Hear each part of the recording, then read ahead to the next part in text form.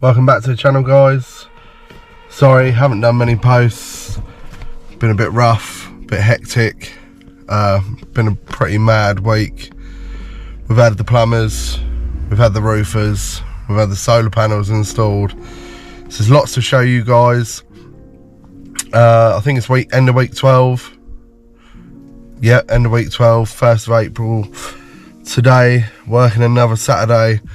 So let's go in. I'll show you guys about, do a little brief chat through each thing, and let's have a look.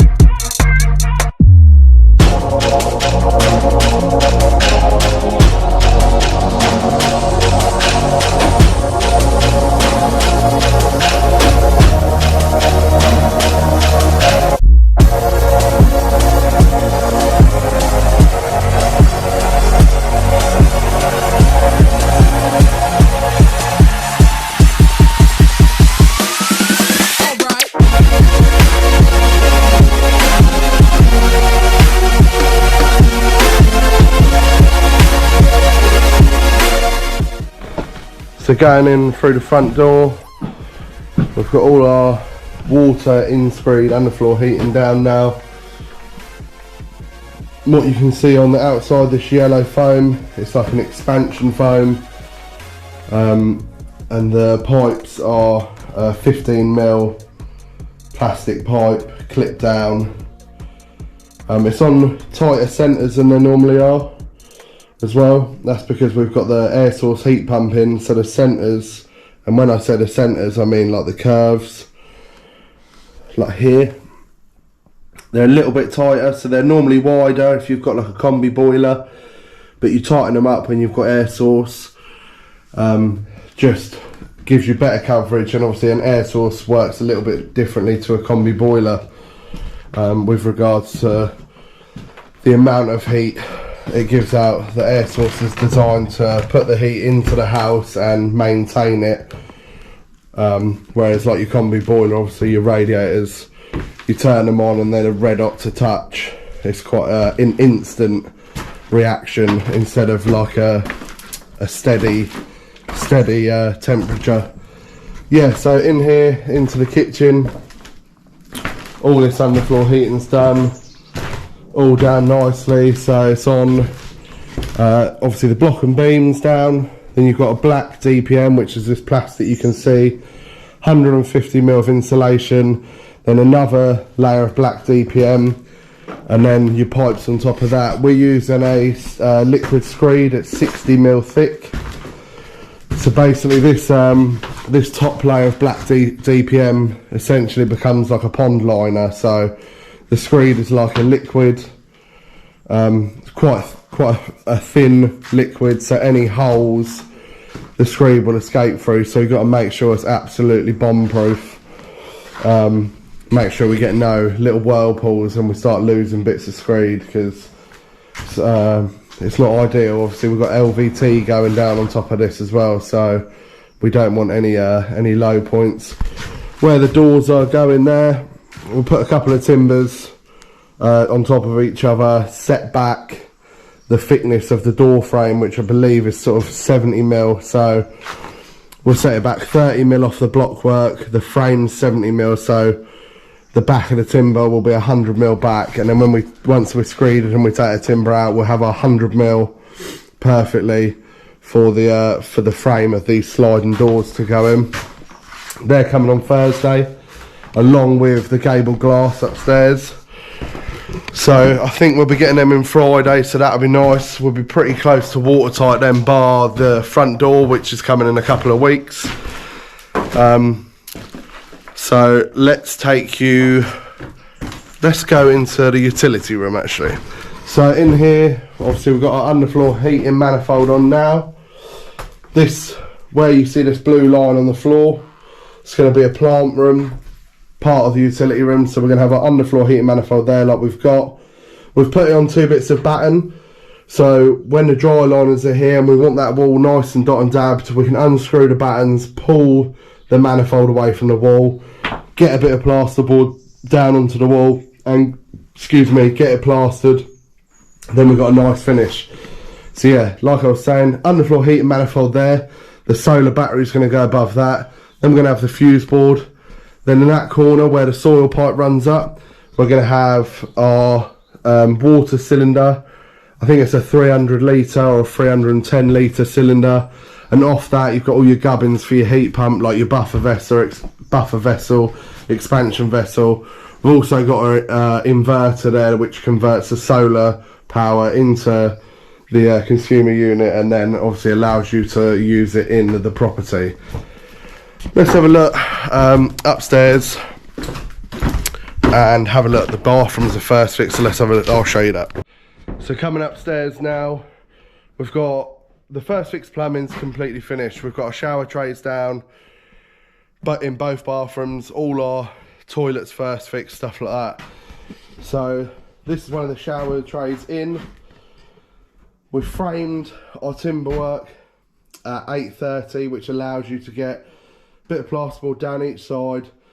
Shower tray then tucks in, and what it gives you is once your tile comes down, you're gonna sort of lose 10mm of the perimeter of the tray.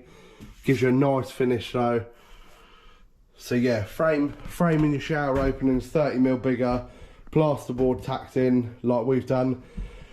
Then the tray in after that gives you a nice finish. So we've done that on both sides. So this is the family bathroom, and then this is the ensuite. Same detail again. 830 plasterboard, or obviously if you were going for a 900 tray. Sorry, it's not 830. The shower tray is 1200, so we've framed it 1230. Plasterboard down each side, shower tray in, and it gives you a nice finish once the tile goes down to it. The mixers and diverters are in, concealed cisterns are in, so these will get plasterboarded over. You'll have a flush plate on the front with your flush button. You won't see none of that, but obviously you can what you can do is, even once it's all tiled, you can take that flush plate out and access all of your parts inside that you need to there. So yeah, upstairs pretty much done. We're now going to wait for sparks, and like I said, that gable window is going to go in this week or possibly early of next. So yeah, that's quite exciting. Quite a big bit of glass. Well, it's in 4 pieces. Anthracite grey like the rest of the windows. So yeah, I'll do a little video of that going in. Looking forward to that going in. That will pretty much get us watertight up here. We've still got half the roof to go on and 4 Veluxes to go in. So I'll show you the solars outside and let's have a look.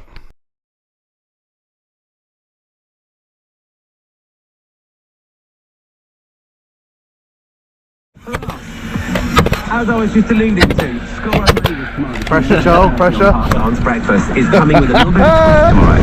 It's a little bit of fun, right? Instead of you telling me to cast that club that you're in, you're going to have to mount inside you have a ball.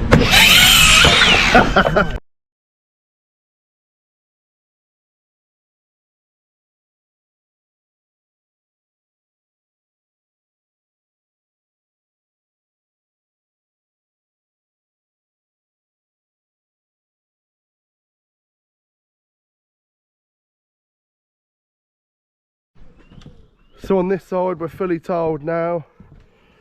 Got our Veluxes in. There's no solars going on this side, so that allowed for us to get fully tiled. We've got a couple of tile vents, and where our vented pipe for our stacks, they've got to come up. One of them's got to come up out here. But I think these tiles look pretty decent. It's a 15.5 metre long building, so 4 Veluxes in there. Looks quite nice. This one's slightly higher. It would have been nice to keep them all down at the same height around here. This one's gone slightly higher to allow for the bed is going directly under it, sort of here, and that is around where the headboard is, so obviously that Velux needs to be a little bit higher. On this side then, so we've got a 17 panel 6 kilowatt recessed solar panel rig. These are pretty mustard.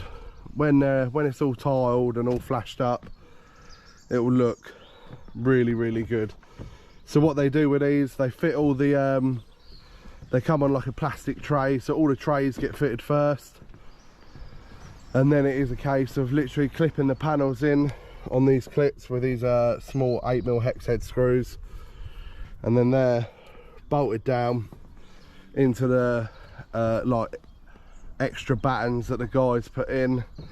But I'm sure you guys will agree, these look mustard.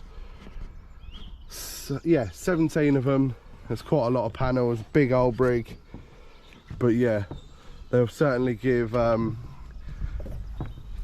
customer what he's looking for. Obviously with an electric car and an air source heat pump, if that's going to power your heat pump and your electric car, you're going to save a massive amount of money, especially with the way the electricity prices are going now. It's obviously quite a popular thing now as well. Like, a lot of people going for solar panels. A lot of jobs I do and my company Marble do. We're putting solars on lots of jobs and heat pumps as well.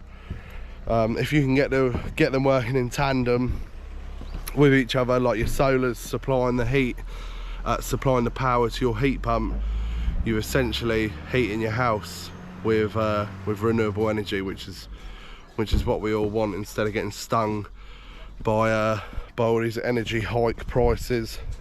These rich fuckers sat on massive profits and not lowering their prices, but that's a whole different story.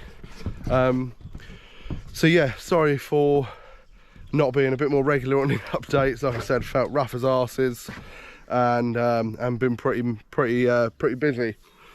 But yeah, so this week we've got gable glass coming, sliders coming, we're getting screeded, and the rest of the roof's going to get finished. So stay tuned, guys.